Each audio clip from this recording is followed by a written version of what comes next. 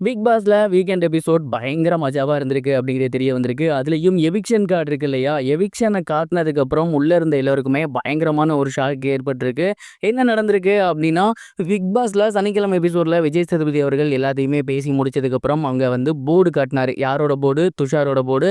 அந்த துஷாரோட ஒரு போர்டை பார்த்ததுக்கு அப்புறம் அங்க இருந்ததுல பயங்கரமா ரியாக்ட் பண்ணியிருந்தது அரோரா அவர்கள் தான். அரோரா வந்து அழுக ஆரம்பிச்சிட்டாங்க. லிட்டரலி அவங்க எந்த அளவுக்கு அழுக ஆரம்பிச்சிருக்காங்க அப்படின்னா, ஒட்டுமொத்த செட்டுமே ஒரு 1/2 மணி நேரத்துக்கு என்ன பண்றதுன்னு தெரியல அப்படின்னு முழிச்சிருக்காங்க. அந்த அளவுக்கு அழுக ஆரம்பிச்சிருக்காங்க. துஷார் வந்து நல்ல பிளேயர். அவன ஏன் அனுப்புறீங்க? அவனை விட ரொம்ப மோசமா விளையாடக்கூடியவங்கலாம் பார்த்தீங்கன்னா, பிக் பாஸ் வீட்ல இருக்காங்க. அப்படி இருக்கப்ப துஷார நீங்க ஏன் வெளிய அனுப்புறீங்க? அப்படின்னு கத்தி கூச்சல் போட்டிருக்காங்க. பயங்கரமா அழுதுருக்காங்க. ஒரு 1/2 அன் ஹவர் வந்து செட்டே ஸ்தம்பித்து போச்சு அப்படிங்கிறது தெரிய வந்திருக்கு. அதுக்கப்புறம் தான் துஷார் அவர்கள் பிக் பாஸ் வீட்ல இருந்து வெளியே வந்திருக்காரு. சாட்டர்டே இந்த மாதிரியான சம்பவங்கள் நடந்திருக்கு. சாட்டர்டே தான் இந்த மாதிரியான சம்பவம் அப்படின்னா, சண்டே அதுக்கு மேல போயிருக்கு அப்படிங்கிறது தான் தெரிய வந்திருக்கு. என்ன அப்படின்னா, பிக் பாஸ்ல அன்னைக்கு யார் எலிமினேட் ஆக போறா அப்படிங்கிற மிகப்பெரிய ஒரு கேள்வி இருந்திருக்கு. அதாவது பிரவீன் போறாரா இல்ல ரம்யா போவாங்களா அப்படின்னு பிக் பாஸ் வீட்ல இருக்க எல்லாருமே எதிர்பார்த்தது ரம்யா தான். ஏன்னா பிரவீன் அந்த வாரம் வந்து ரொம்ப சூப்பரா ஆடி இருந்தாரு. அவர் வந்து பாத்தீங்கன்னா அடுத்த வார தல டாஸ்க்ல கூட செலக்ட் ஆகியிருந்தாரு. அப்படி இருக்கப்ப அவர் இருக்க மாட்டாருன்னு எல்லாருமே நினைச்சாங்க. பிரவீனோட பேரை கார்டுல காட்டினதுக்கு அப்புறம் அங்க இருந்த எல்லாருமே பயங்கரமா ஷாக் ஆகியிருக்காங்க. அந்த அளவுக்கு வந்து அது பயங்கர ஷாக்கா இருந்திருக்கு. இதுல பிரவீன்லாம் வந்து சின்ன புள்ள மாதிரி அழுது அடம்பிடிக்க ஆரம்பிச்சிருக்காரு. குறிப்பா அவர் என்ன பண்ணியிருக்காரு அப்படின்னா, இல்ல இதை நான் வந்து நம்ப மாட்டேன். இதற்கு முன்னாடி வேற யார் தான் இருப்பாங்க. ரம்யா தான் போக வேண்டியதா இருக்கும். நீங்க ஏன் என்ன அனுப்புறீங்க? அதெல்லாம் பாட் ஓட்டா இருக்கும். நீங்க செக் பண்ணி பாருங்க அப்படின்னு பிக் பாஸ் டீம்ட்டயே அவர் வந்து அழுது புலம்ப ஆரம்பிச்சிட்டாரு. கிட்டத்தட்ட அவருக்குமே வந்து பாத்தீங்கன்னா 6 மணிக்கு காரை காமிச்சிருக்காங்க.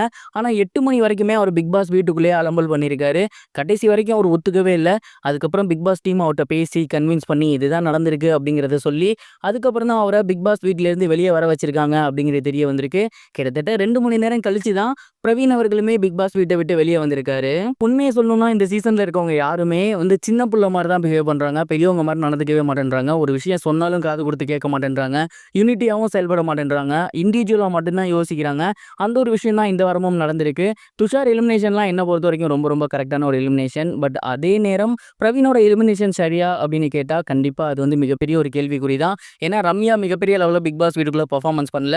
அதே நேரம் பிரவீன் அவர்களை எடுத்துக்கிட்டோம் அப்படின்னா கண்டிப்பா பிரவீன் ரொம்ப ரொம்ப சூப்பரா பிக் பாஸ் வீட்டுல பண்ணாரு. எந்த டாஸ்க் கொடுத்தாலுமே அவர் இண்டிவிஜுவலா அதை எப்படி பண்ணணும் அப்படிங்கிறத பார்த்திருந்தாரு. ஏகப்பட்ட ஆட் அண்ட் விஷயங்களை பண்ணியிருந்தாரு. ஆகா ஒவ்வொரு டாஸ்க்லயுமே என்ன பொறுத்த வரைக்கும் பிரவீன் வந்து கடைசி வரைக்கும் அந்த கேரக்டர் மாத்தல. தமிழ் பேசினாரு, தெலுங்கு பேசினாரு, ஹிந்தி பேசினாரு. கிட்டத்தட்ட ஒரு வேலைக்கார மாதிரியே தான் நடந்துக்கிட்டாரு. இப்படி ஒரு நல்ல பிளேயரை வெளியே அனுப்புறதுக்கு பதிலா வீட்டுக்குள்ளேயே வந்து சீக்ரெட் டாஸ்க்லாம் இருக்கு இல்லையா? சீக்ரெட் ரூம்லாம் இருக்கு இல்லையா? இந்த மாதிரியான விஷயங்கள் யூஸ் பண்ணா நல்லா இருக்குங்கிற மாரி எனக்கு தோணுது. நீங்க இந்த ஒரு விஷயத்த பத்தி என்ன நினைக்கிறீங்க? உங்களோட தாட் என்ன? மறக்காம கமெண்ட் பாக்ஸ்ல ஷேர் பண்ணுங்க.